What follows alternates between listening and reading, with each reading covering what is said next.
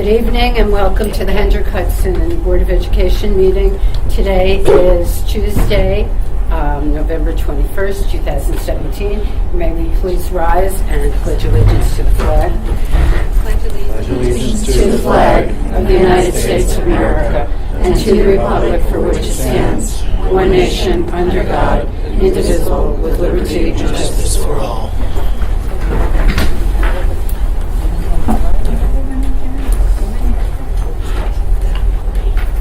Okay. Can I please have a motion to accept the agenda as presented? So moved. All in favor? Aye. Okay, here we go. Fiscal. I'm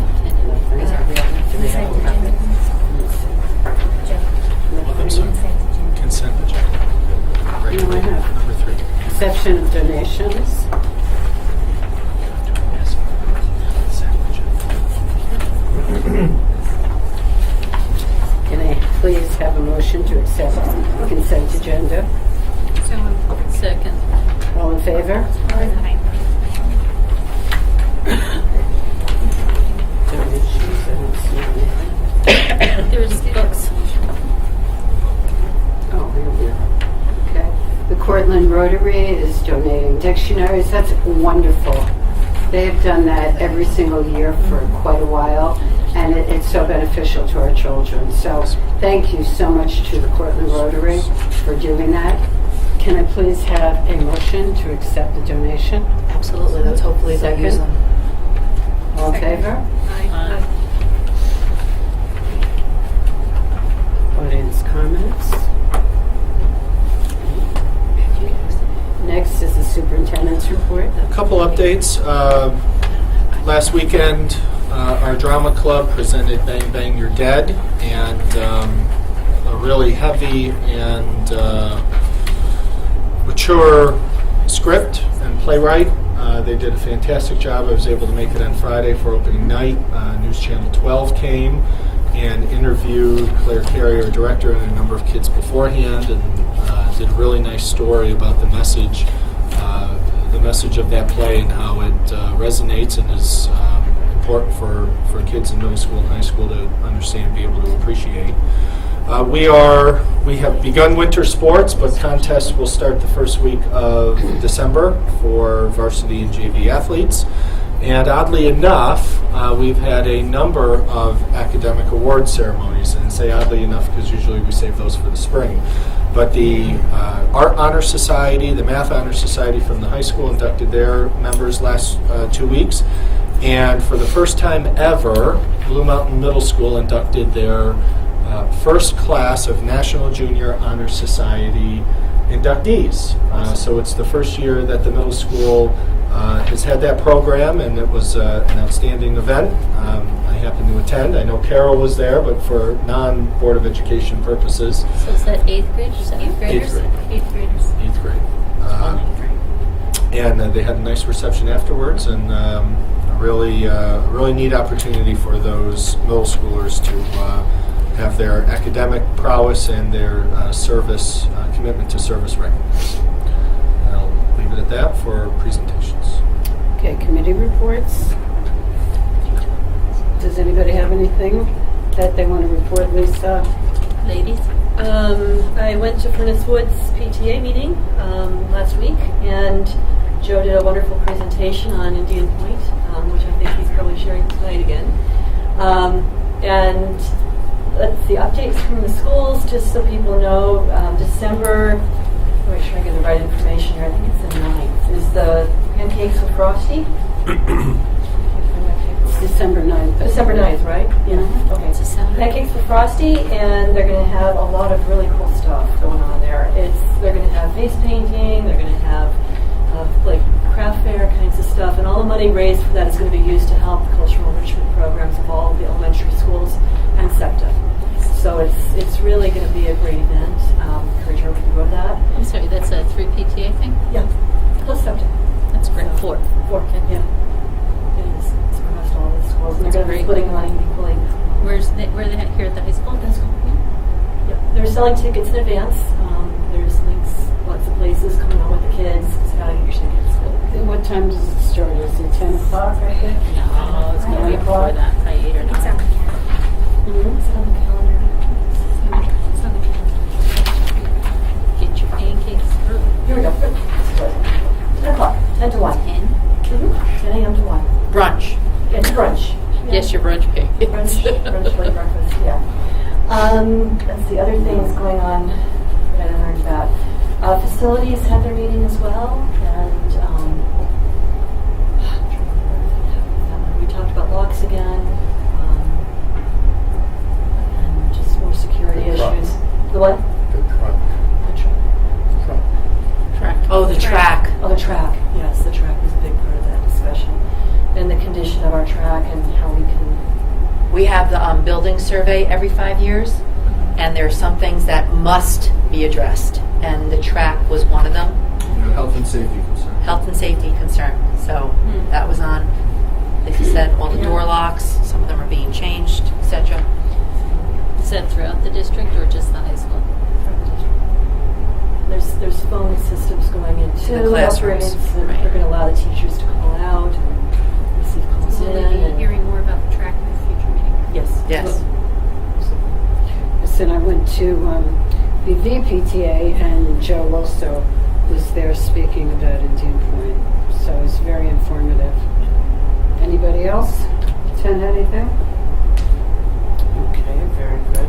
Well, we have a special presentation tonight on the community survey that's been Yeah, developed. we're gonna start with Indian Point, then we'll get into the survey. As Lisa and Barbara mentioned, I've been on tour talking to PTAs about all things Indian Point, and so some of these slides are redundant. Some of these slides the board has seen in a different format, but wanted to put this conversation on record for the public, since they're standing room only. I start my presentation talking about this infograph. We started using this sort of communication tool a number of years ago to highlight return on investment in our district. And the goal of this infograph is really born out of communicating with parents who are non-residents. Because we have a majority of our residents are not parents, and they pay school taxes as well. And so we wanted to use this as a communication tool so they could see that while they may not have kids or nieces or nephews or grandkids in our district, the return on their investment is very positive with a lot of these outcomes. And these aren't just test scores, but these are opportunities as well. You see 95% of our elementary students, 4th and 5th graders, take an instrument. Our average tax increase, 0.5 point since 2011. Average class size in the elementary of 19 students. These are data points that a lot of school districts in our county would have a really difficult time meeting. What we know, though, is because of the planned closure of Indian Point, those successes may be at risk. And what we have here is the projected revenue loss of $60.5 million given the closure of Indian Point. The blue line at the top is the projected revenue that we negotiated in the 10-year pilot back in 2015. The red line is what we will be receiving as a result of their closure. The gap, $60.5 million. So that's an important number to remember. We heard early on from the state representatives from the governor's office that there is a cessation mitigation program. It's a much longer official term, but it's essentially a pile of money that was approved over the last number of years for communities to apply for, taxing jurisdictions. That includes school districts, that includes villages, counties, you name it, towns. $30 million pot of money for taxing jurisdictions to apply for to offset huge tax spikes. Because when you lose your revenue from a business closing, this money is to soften the blow. And there are some restrictions and there are some questions we have. And some of the questions are right there in red and italics. It's a grant and it's for eligible local communities. So usually grant funds are not guaranteed. Grant funds are sort of set to expire or they're for special projects. So we wanted to learn more about what the state's interpretation of a grant was. We want to learn a little bit more about eligibility. Do you have to apply? Do you have paperwork? Do you have to interview? What criteria do you have to meet to be eligible for these funds? The second bullet is the most important. Tax loss must be 20% or more. We'll talk about that in a second. And the last one, awards are over 7 years and you receive up to 80% in the first year and then it decreases by 10% each year. So over 7 years, you go from 80% of your gap. Year 2 is 70, year 3 is 60, year 3 is 50, all the way down. And the idea is to give you an additional revenue stream while you look at either cutting expenses or you look at increasing taxes. So it's not a shock. Because right now, if we were to completely tax our way out of $60.5 million over 4 years, it's an average tax increase of 13% per year each year. So it's 13% on average, then another 13, another, and another. All right, so that's an increase of 56% over 4 years. All right, we know that there are not many communities, if any, that would support that. Joe, is this federal or state money given to? State money, and right now there are 5 communities who are eligible for this fund and are receiving money. All right, so it's already up and running, and there are already 5 communities throughout the state who are using it. So we had some questions here. One quick question. So if we tax 13% each year over those years, is there any other funding revenue source that we would lose because we're going over a certain cap? We're not going over the cap. The cap, because we're losing all that pilot money, your cap goes up as your pilot money goes down at the same proportion. So it doesn't mean much because we still have to pass for 50%, but we don't have to go to supermajority. So the first year we lose 7 million. Our cap is whatever 2% plus that 7 million.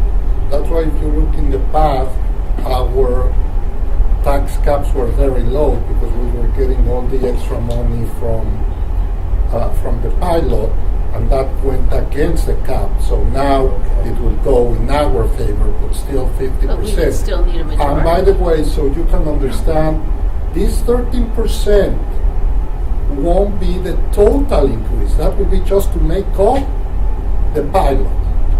You know that we don't live in a zero budget increase, so we need to add that. So if our expenses go up 1.5% a year because of obligations, gas goes up, oil, whatever, 13 would be on top of that 1.5. So as we researched this cessation mitigation program fund, we had these questions, and these questions were formulated in a meeting we hosted with Assemblywoman Galef, with State Senator Terrence Murphy, Linda Puglisi, the town supervisor, and Teresa Knickerbocker, the Village of Buchanan mayor. So these were the questions we had to quiz the state on. We needed to know whether or not this funding was guaranteed. We needed to know if other communities could become eligible for this fund. That sure, it's going to grow to 45 million in the year 2020, but who else is out there pulling from it? Because you could increase the amount of money available or that you could apply for, but if demand increases, your share of the pie could actually decrease. So we wanted to learn about that. Most importantly, the middle bullet, is this a law or annual budget appropriation? Meaning every year, does the Senate, Assembly, and the governor need to sign off on this, or did they enact it 1 year and it lives in future years? Because that's important.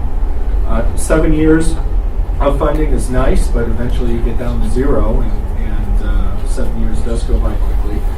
And most importantly, we're not eligible in the first year because our first year tax loss is less than 20%. And that's right there.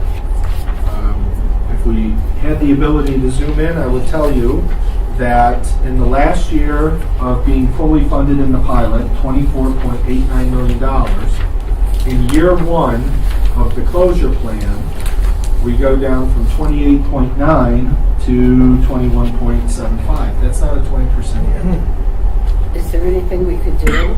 We'll get to that in a minute. Okay. So this was perhaps the most important conversation we had was, it's great that the state has 45 million in an account, but we're not even eligible in year one. We would be eligible in year two when we go from 24.8 million to 14.4. So we have to live through a $10 million revenue hit in order to be eligible for the state funding. So we did our research, and last Thursday we invited representatives from the state to our local task force meeting. And I give them credit for being honest, but they certainly delivered a tough message.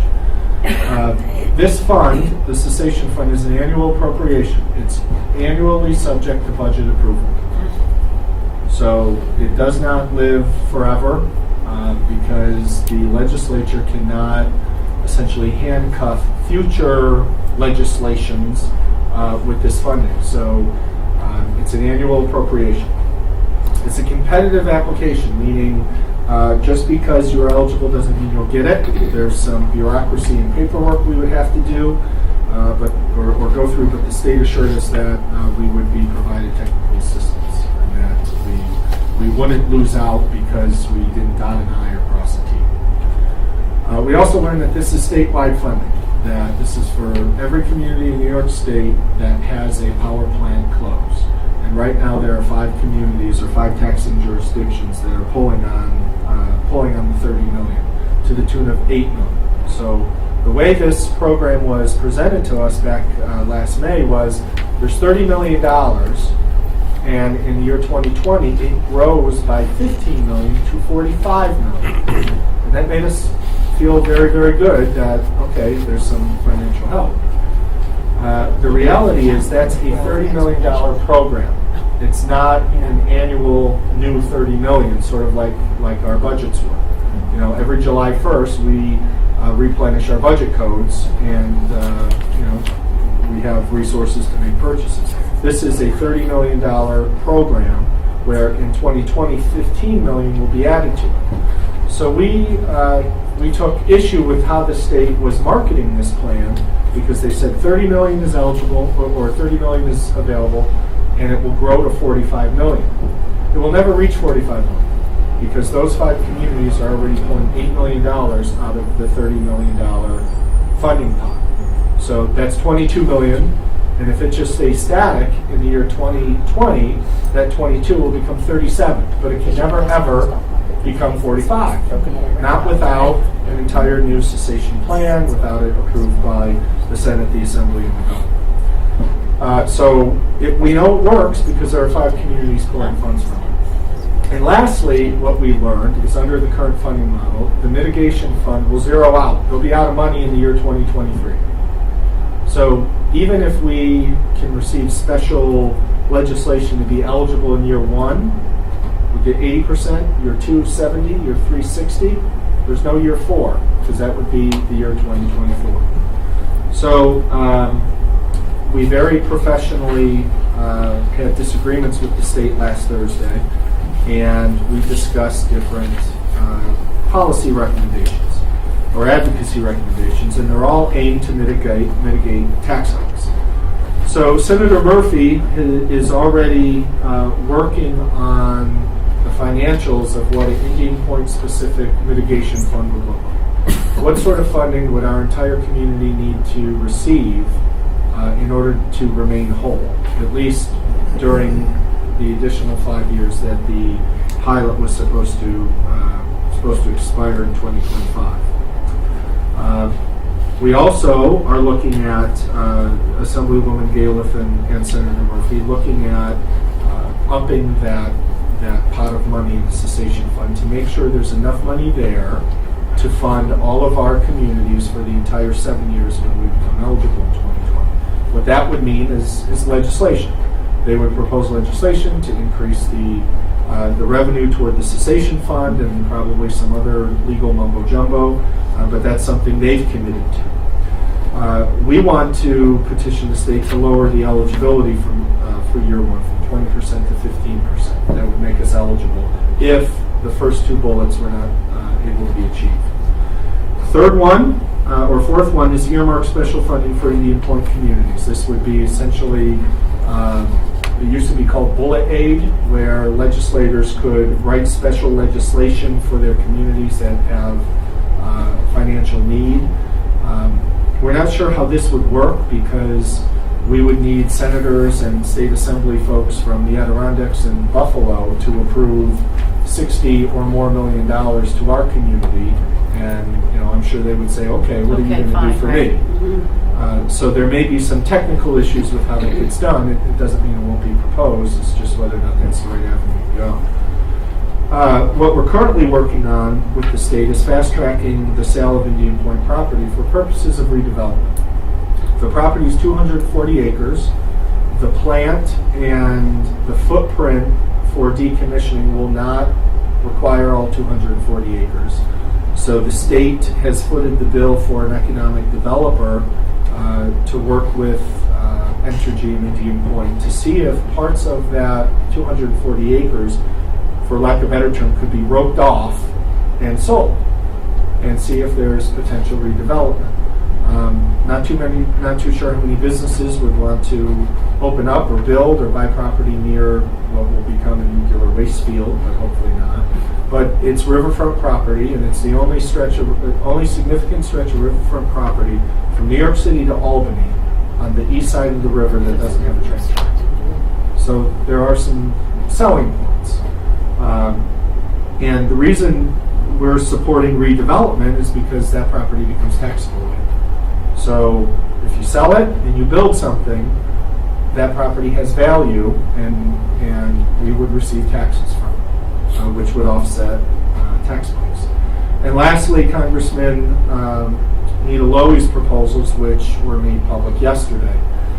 So she has 3 policy proposals that are being drafted, and all of them would generate some revenue to all of the taxing jurisdictions. The first one is removing nuclear waste.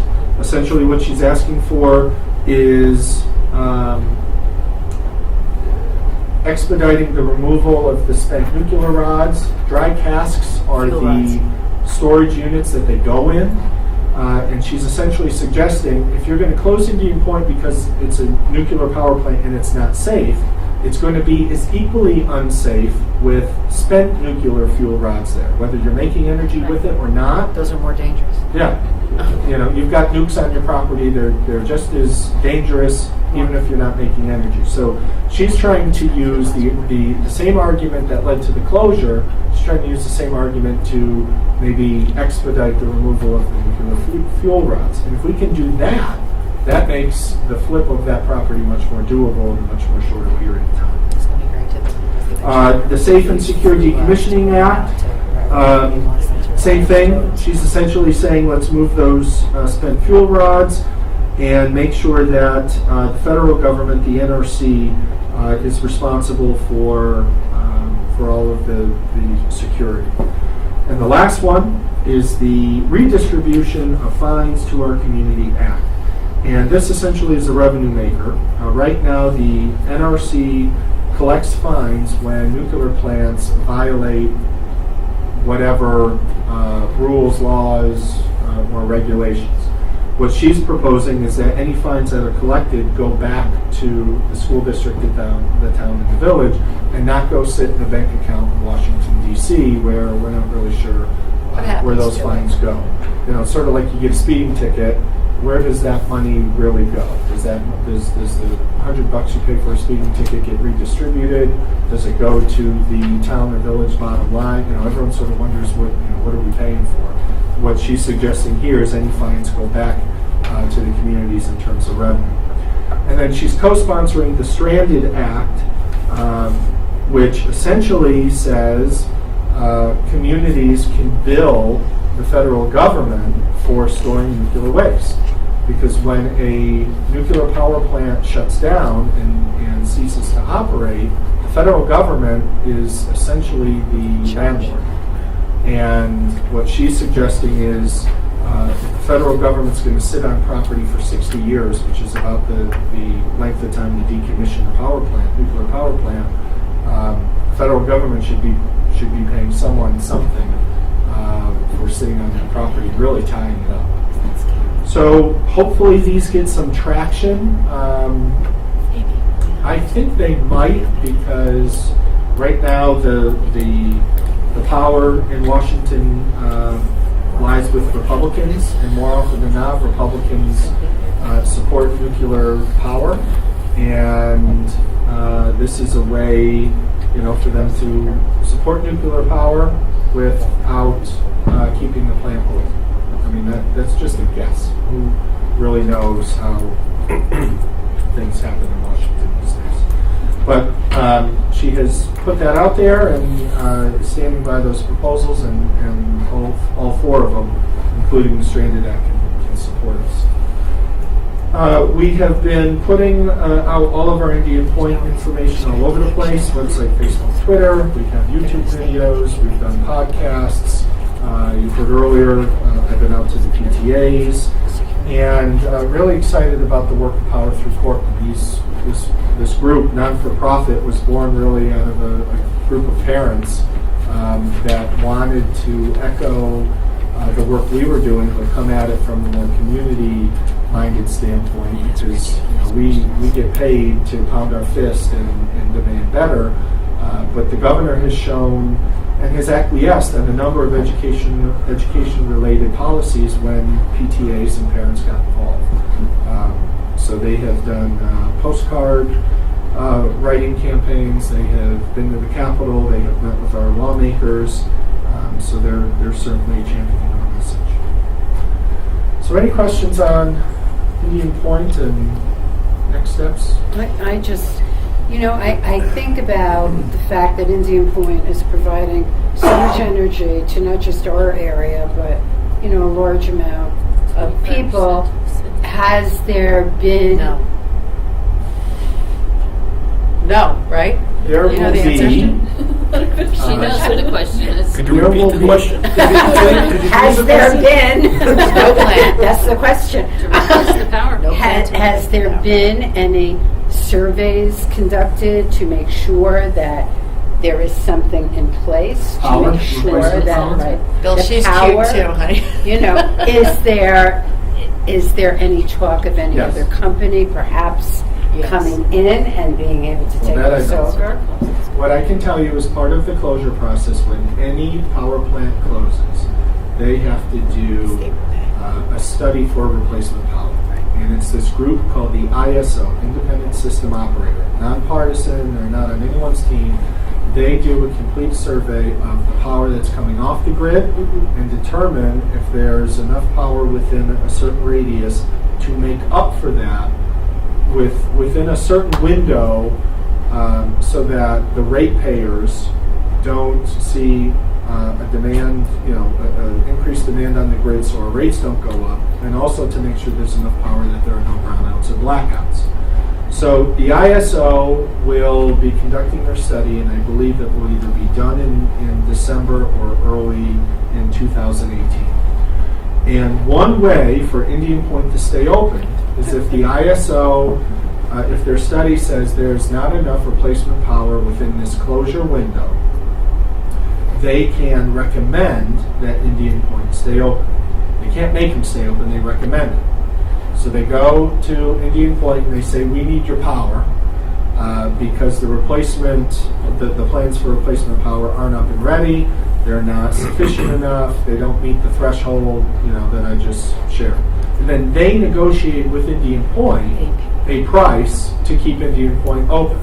So the federal government cuts a deal with Indian Point to keep producing power in the absence of replacement power. The federal or state government? What's that? Federal or state? The feds. The federal. The So the feds. ISO is a federal.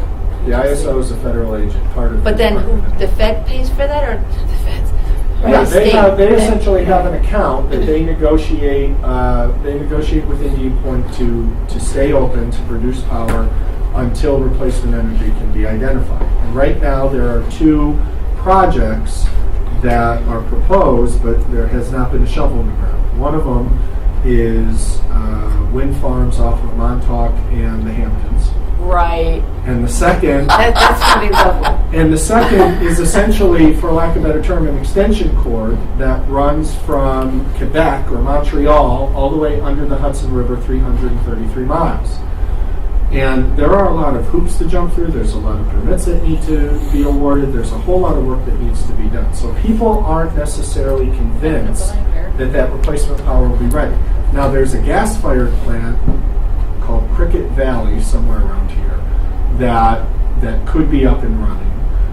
There has been rumored discussion that a company would come in and sort of flip Indian Point to a gas-powered plant, which could produce energy. It's a little dirtier, but it produces energy, and they would pay taxes. So there's still hope, but it's not a guarantee. And in the closure agreement, Indian Point has to remain eligible to be open for 2 years, 2 different sessions. So a 2-year period of time, and then the ISO does another study, and if there isn't replacement power, Indian Point can stay open 2 more. But so a maximum of 4, but in 2-year increments. Thank you. Thank you. Does anybody else have any questions There or was, comments? at the task force meeting, I understand that Linda Lacey had talked about negotiating a new pilot with Indian Point. So what happened way long ago when we were trying to figure out how much is the Indian Point property worth when they were producing electricity. And that's really hard to figure out what the value of that property is. And so what all of our taxing jurisdictions did, we did a pilot, payment in lieu of taxes. What that created was a guaranteed revenue stream. It was a guaranteed expense stream for Entergy, Con Ed and then Entergy.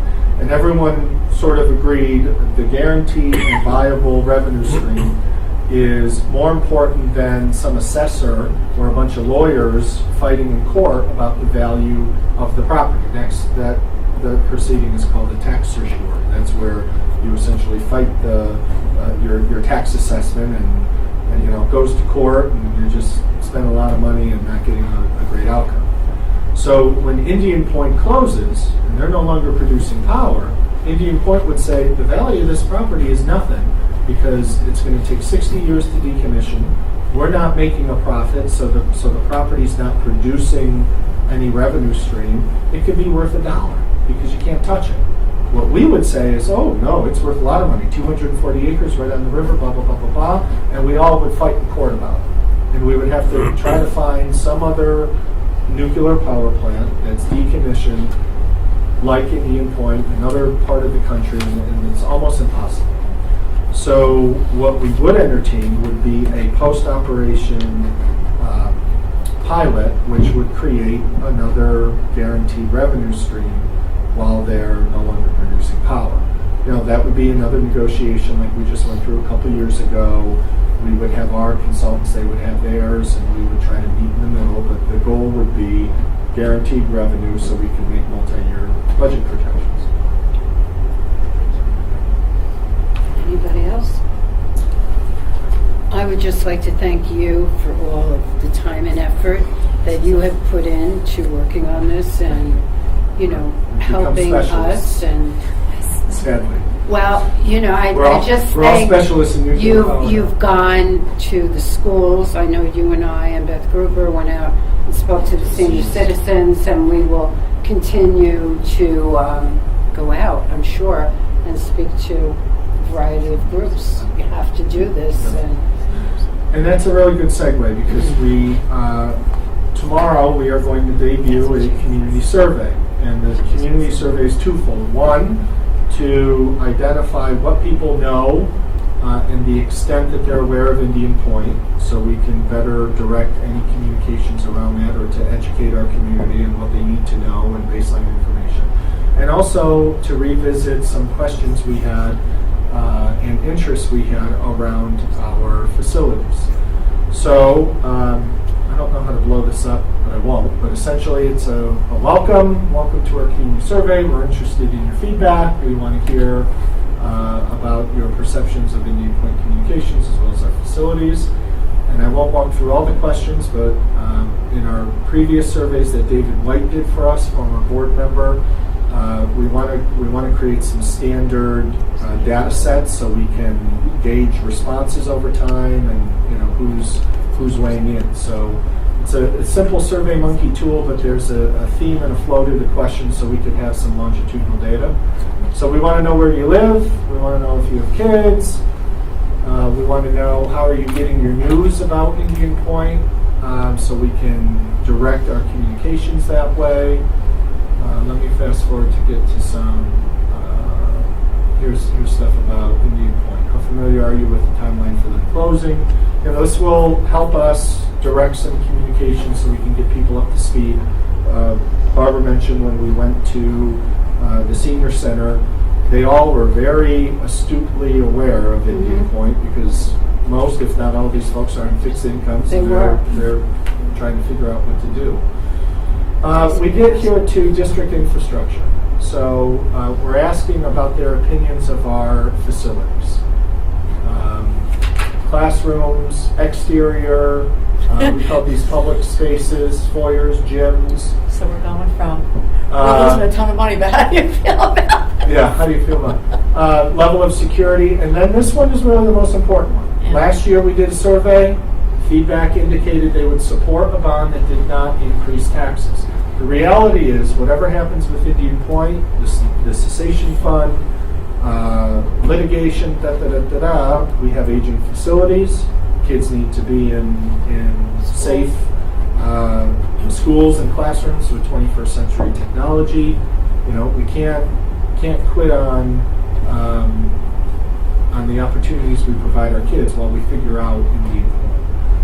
The timing, again, just like we stood here a year ago, almost a year to the day, talking about the debt we have retiring, the opportunity to reissue that debt that would not create a new tax. Right, Bill? Don't. Right. Just smile. It wouldn't be an additional one. Right. What Bill will say is that we have an option with retiring debt would be to lower the tax levy. He'd be absolutely right. And the committee talked about that last year and said, yeah, but is the value of lowering the tax levy per resident worth the opportunity cost of not doing a project for basic upgrades to the school? And if you remember last year, we received very positive feedback about some of those basic upgrades. Doors, windows, technology, upgrading our science classrooms, our auditoriums, those sort of spaces. So be very anxious to see what we get back, to see if there's trend data, and to see if the Indian Point concern has changed people's opinions. The survey is live, but we haven't told anyone until tonight. So a big district email will go out to everyone tomorrow. We're also doing postcards because the majority of our residents, we have no way of communicating with them digitally, so we'll send them a postcard, and the survey's open until the 7th. So a good, solid 2-week chunk of time. I also want to remind you to also have some hard copies of the survey that we can maybe distribute in the library and to the senior citizen facilities and any other places that you think would be beneficial, because not everybody has a computer. Post office. Yeah. Out there. Businesses even.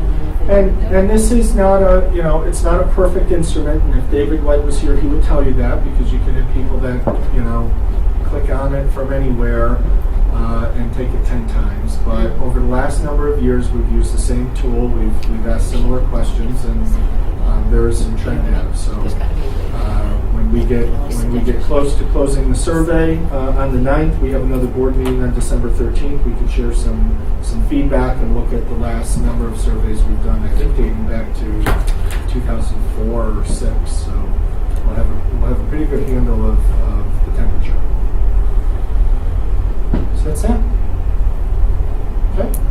Questions, comments? I have a weird question. God forbid all this goes through, taxes go up with this 13%. Is it proportional? For example, does Buchanan have to pay a ton more taxes than somebody in Croton or something like that? Because it is proportional. Yes, I mean, because your assessed value of your house, today you're paying 1,000 for the sake of it. they're going to have to pay next year $1,107. The person in Buchanan, the assessed value is 100. That person will have to pay 11.7. So the assessed value will be the same, but the rate of the taxes will increase the same for everyone. Not for everyone. Peekskill, as always, will be a little bit different, but very simple. So yes, it Those will are just keep big everyone round numbers proportional. for, what is it, every point under levy repays a little over 400,000. Mhm. So we just use that basic math. This is not our new taxes. No, one I will know. benefit, the other one will not. Here, No, everyone will. if I had to guess, what I think Lori's suggesting is that because for all this time, because that You don't want to Buchanan use has they've had it- enjoyed, but No, but they've had, much lesser lower taxes. would theirs come up to be more in line? No. But, well, the other thing, the flip side of that is other things may change. They may change things like, maybe even the Buchanan government may not be sustainable. So, they But may that have doesn't it matter. out. That doesn't matter for school district. Correct, I We was just have- saying, but just in the okay. town part though. Yeah, So so there may be For changes all, it there. doesn't matter. So if Teresa McIntyre were here, she would say our community is going to take a double hit. School taxes would go up. Let's just say there's no other solution. School taxes would go up, and Village of Buchanan taxes would go up if they don't want to change how they operate. They want to keep their police, they want to keep their garbage, sewer, whatever. Right. So she would say there's a double hit because half of their budget is the Entergy pilot. So they have to Right. make that up plus whatever we levy as the school tax. Boston, of course, yeah. Yeah. But my understanding is that Buchanan residents already got a letter from the town, from the village, asking what they would not like to see go, meaning, Yeah, they did What a they're willing survey on their to, services. The first Or question not give up was, and pay for it. what sort of tax increase could you support? 0 to 25, 26 to 51, I mean, those were the ranges. And then, if we had to eliminate services or absolutely Like protect police. services. police, I don't know.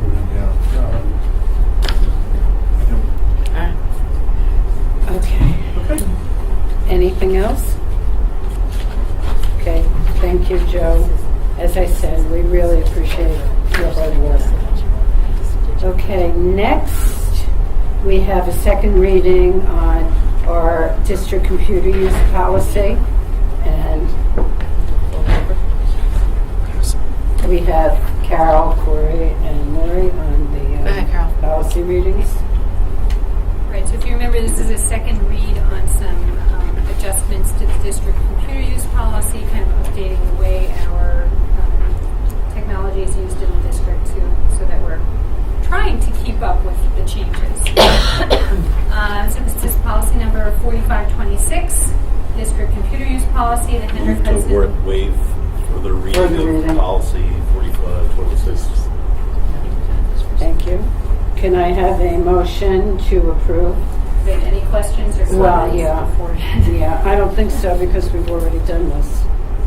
This is the second reading.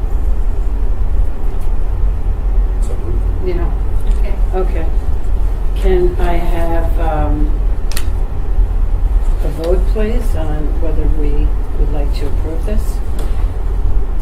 All in favor? Aye. Thank you. Okay. That was me, I guess. You seconded. Our next policy is policy 9119, employee children in the workplace.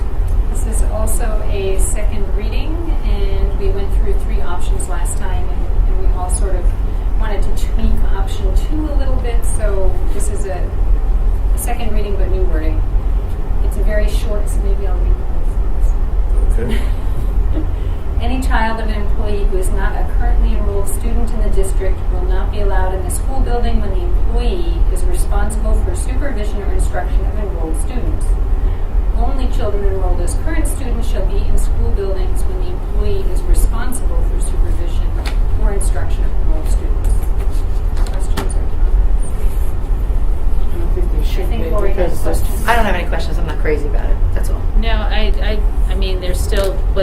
child is, whether he goes to this school or that school, he's still a distraction in the classroom, like if his parent is teaching.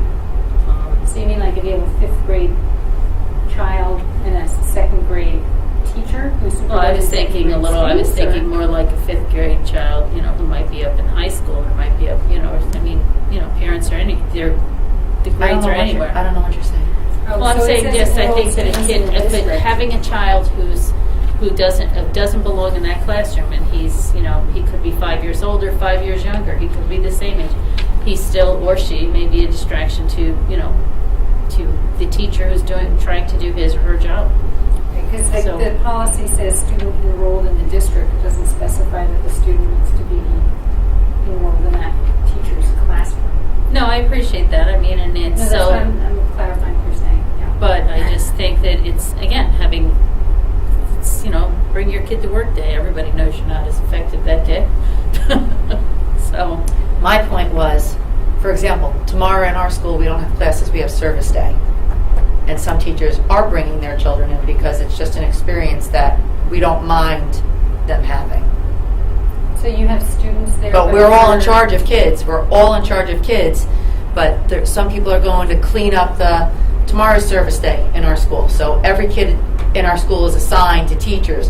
And some people are going to clean the senior citizen center. Some people are going to clean the firehouse. Some people are cleaning the biking trail. Like everybody's doing something. And we have teachers bringing their kids in, and they're going to participate. I think it's a nice idea what you're doing. But again, I still think a teacher who. That's the reason I But didn't their like this. responsibility is to their 20 students that they have, not to add another child who again may or may not be. It may not be the appropriate place for them. Well, I So, think we're I mean, I also think talking there's about some- instructional time. Yeah. Or supervision of other But- or students. But supervision tomorrow we're all in in charge either of case. supervising kids. But again, it's a distraction. So. Do you have a suggestion for an alternative wording of that first line? I just think it's, I'm sort of, your kid should, if your child needs to come to school, needs to come to your building, let him, I think that's, let him find some alternate plan for that child, not to be in the classroom. And frankly, there doesn't seem to be a limitation either. Like if it's an isolated event, or if the kid gets, he comes down every single day and spends, because he's riding home with mom and he's, going to be in the So you're back talking in the about a classroom kid, for you're- 40 minutes. You're talking Well, about a teacher who has children in the district too. Either. I don't think a kid, exactly. So, but I mean, you have a kid who comes down from the high school and he's going to ride home with his mom rather than take the bus. So for every single day, assuming there's nothing else going on, or say 3 times a week, that kid comes down and sits in the back of the classroom. He may be doing nothing, he may be absolutely fine, but I just think it's a distraction.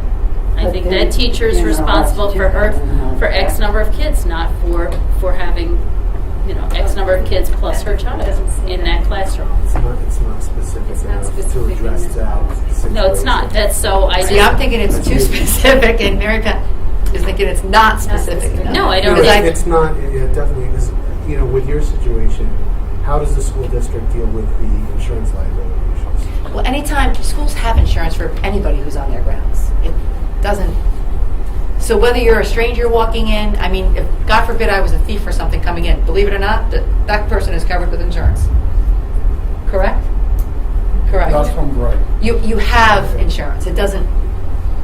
You have. It was a insurance. question, I was trying to make a point. Sorry. No, I'm you not have looking at it from insurance. I'm looking at it from a, attention. I mean, again, your attention. You're doing your job. You're not, and maybe that child is not a distraction to you. But you know what? What if he is? And you have to take care of your child who's in that room, rather than the 20 children that you are currently responsible for.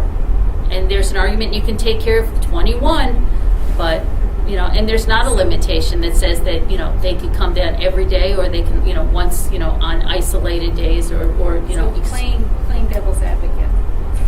Say you do have a child who's a high school student. You're a teacher in the elementary school.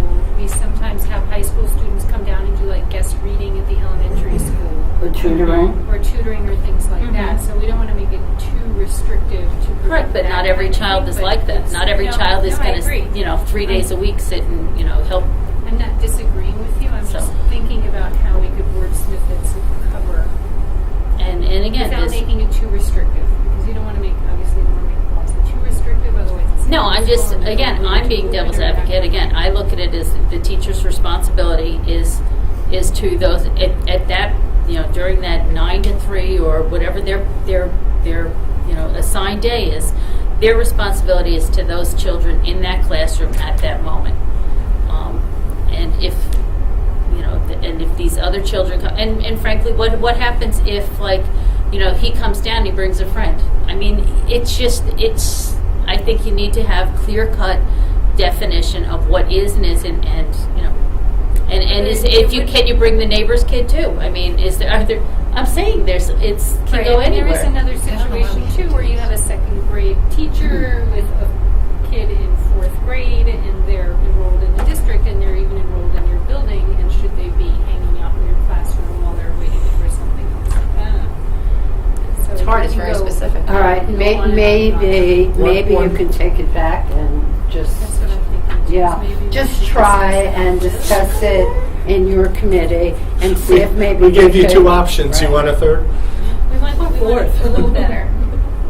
Well, Just another way maybe tweak it to a little. handle this is to adopt the policy and then we write regulations. And what regulations can do is give an out or some flexibility for certain situations and guidance. That's what a regulation does when you have a Well, policy. don't we do that all at once? The regulations.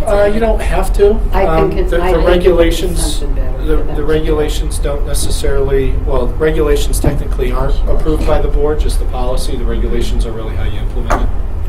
I I still think- feel like maybe the wording in the policy isn't quite there yet. We should look at it one more time. I agree, Because yes. there's such different circumstances. It doesn't matter, let's just, But that's table it and come Maybe back different another people, time. different yes. I think we all agree on the principle, though, that you want the teachers to focus on the students that are in their class. Right. And that having other children, whether they're their children It's or a other children, distraction. becomes a distraction to those other 20 children who need that teacher's attention. And the children and the teacher, and I think that I do. They're totally curious about who's in the back of the room now. So. but- Okay, let's just take it back Okay, and we'll back to work on committee. it. All right, board comments, new business, does anybody have anything? Okay. Safe travel. Happy Thanksgiving. Fine, I Happy know, I'm Thanksgiving. doing that That's all I right have now. to say. Thank you. Tomorrow, I want all parents to remember it's a half day for students. And students have to come to school. Thank you, Lori. Well, some people think that means School take will off. be back in session on Monday. As the board has said, we wish everybody, all families, your relatives, a very, very happy Thanksgiving to all of you. On December 4th, as well, that's an early release day for students. On December 7th and 8th. 7th and 8th, there's the Jack McGuire High School Boys Basketball Tournament. It's a fundraiser. On December 8th and 9th, Blue Mountain Middle School is putting on Charlie Brown. And our next board meeting will be on December 13th. I thank everybody for attending tonight. And can I please have a motion to adjourn the meeting? Me. Second? All in favor? Aye. Okay, go have some.